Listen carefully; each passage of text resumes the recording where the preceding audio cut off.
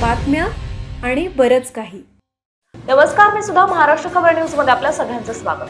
डेक्कन परिसरातील flying Gypsy कॅफेत reel star तरुणावर कोयत्याने हल्ला केल्यानंतर घटनास्थळी सांडलेले रक्त पाण्याने धुवून पुरावा नष्ट केल्याप्रकरणी कॅफे मालकासह व्यवस्थापकाला डेक्कन पोलिसांनी अटक केली आहे. हेमंत आनंद पाटील व 41 राहणार भोले रोड शिवाजीनगर आणि प्रेम दीपक पाटील राहणार भोले रोड शिवाजीनगर अशी अटक केलेल्यांची नावे आहेत. दोघांना न्यायालयाने 22 ऑगस्ट पर्यंत पोलीस कोठडी सुनावली. 15 ऑगस्टला पहाटे 3:30च्या सुमारास फ्लाइंग जिप्सी कॅफेत रील स्टार अथर्व जगताप व 19 राहणार आंबेगाव याच्यावर कोयत्यासह धारदार शस्त्रांनी हल्ला करण्यात आला होता.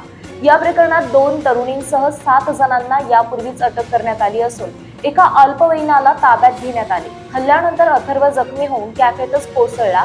त्यावेळी फरशीवर पडलेले रक्त कॅफे मालक आणि व्यवस्थापकांनी पाण्याने धुवून टाकल्याचे तपासात समोर आले आहे.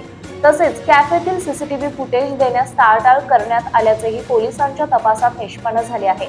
घटनास्थळावरील पुरावा नष्ट करण्याचा प्रयत्न केला प्रकरणी पोलिसांनी भारतीय न्याय संहितेच्या कलम 238 अंतर्गत कारवाई केली आहे. वरिष्ठ पोलीस निरीक्षक रुणाल मुल्ला यांनी दिलेल्या माहितीनुसार हल्ल्याची घटना घडल्यानंतर घटनास्थळ जसेच्या तसे ठेवणे आणि पोलिसांना माहिती देणे कॅफे व्यवस्थापनाचे कर्तव्य होते. मात्र रक्ताचे डाग धुवून कॅफे पुन्हा सुरू करण्यात आल्याचे तपासात स्पष्ट झाले. त्यामुळे मालक आणि व्यवस्थापकाला अटक करण्यात आली.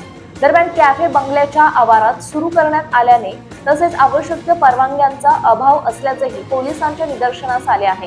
कॅफे निर्धारित वेळेपेक्षा अधिक वेळ सुरू ठेवण्यात येत असल्याची बाबही समोर आली असून संबंधित आस्थापना सील करण्याबाबत पोलिसांनी महापालिकेला पत्र दिले. या प्रकरणाची पोलीस आयुक्त अमितेश कुमार यांनी गंभीर दखल घेत तपासाचा आढावा घेतला होता. त्यानंतर पुरावा नष्ट केल्याप्रकरणी कॅफे मालक आणि व्यवस्थापकावर कारवाई करण्यात आली. फ्लाइंग जिप्सी कॅफेत रील स्टार तरुणावर कोयत्याने हल्ला झाल्यानंतर फरशीवर पडलेले रक्त कॅफे व्यवस्थापनाने धुवून टाकल्याचे पोलिसांच्या तपासात उघडकीस आलं. घटनास्थळावरील पुरावा नष्ट केल्याप्रकरणी दोघांवर कारवाई करण्यात आली आहे. यापूर्वी कॅफेच्या नियमबाह्य कारभाराबाबत तक्रार आणि गुन्हे दाखल झाल्याची माहिती पोलिसांनी दिली आहे.